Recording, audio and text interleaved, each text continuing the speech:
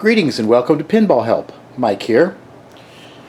This is the first in a series that I'm going to call What is the Deal with Pinball? Why are so many people into pinball? Why is it kind of an obsessive hobby, and why should you take an interest in it?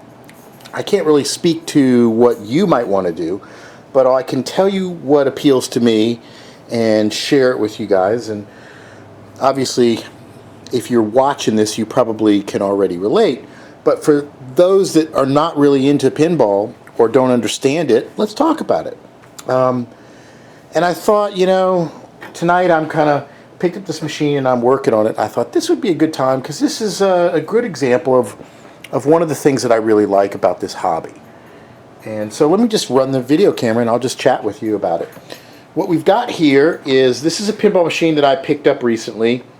Came out of somebody's garage. It's a Gottlieb High Score. It's a kind of cool game. It's basically a pinball themed pinball machine. It's kind of really neat.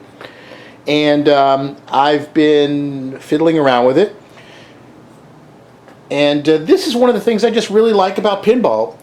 This is a commercial piece of equipment made in the early 60s or late 50s. This particular model I think is a very early 60s.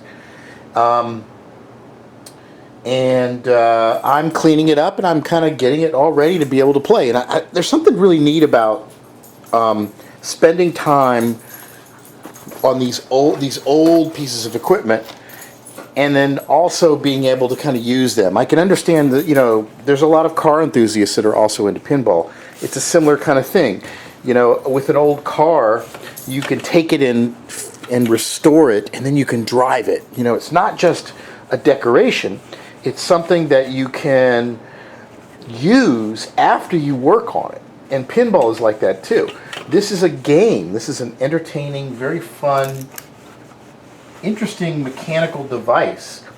And to be able to work on it, and then after you're done working on it, get some reward from it other than just kind of looking at it and reflecting is very satisfying. And so this is one of the things, one of the cool things about pinball is pinball ownership is not just about playing the game or what pinball is. It's about taking these old games and restoring them and maintaining them. And I'm not a flipper. I occasionally sell games, and I'm always self-conscious about selling games to just random people who heard pinball is cool and they want a pinball machine, because I really believe that owning a pinball machine involves a certain responsibility. It's very hard to find people that can work on and maintain these games, and in the case of some of these, they're 60 years old, and they're going to break down. They may break down 10 minutes later after you buy them.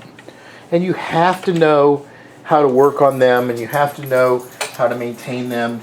And I'll cover the value of that in another episode, but what I want to talk about now is just that it's very Zen-like. It's really kind of cool to be able to...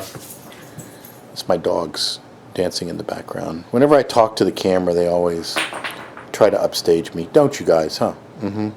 Yeah. So, where was I?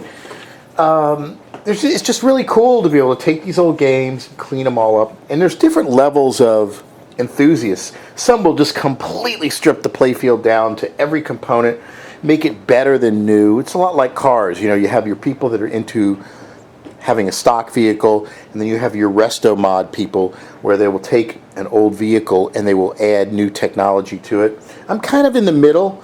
I won't go too far. I like adding LEDs into the game because there's a value and a function to that. I don't always put all LEDs. I like having a few incandescents. This is a very old game, so I'm going to be very kind of conservative about putting LEDs into it.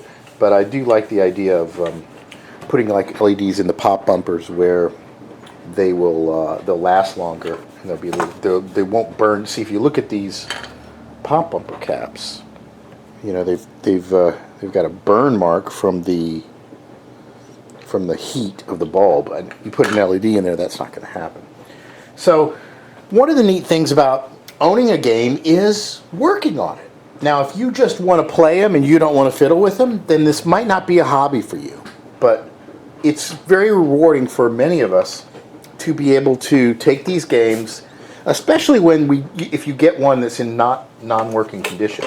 And that's how I got into the hobby, was picking up a game, and I just wanted to play it because I remembered it as a kid, and realizing that it didn't work, and I was going to have to do some work on it or find somebody. Couldn't find anybody, so I had to learn myself. And but once you figure out how to do that, it can be very satisfying. So the maintenance of a game is part of the joys of ownership for many of us. And that's one of the reasons why pinball is really cool. That's one of the reasons why there's so many people that are into it. It's not just owning a game and playing it. It's taking responsibility for having it continue to work, and improving it and fixing it and taking all the little broken bits and pieces and making them new again. So thanks for watching, and stay tuned for another episode of What is the Deal with Pinball?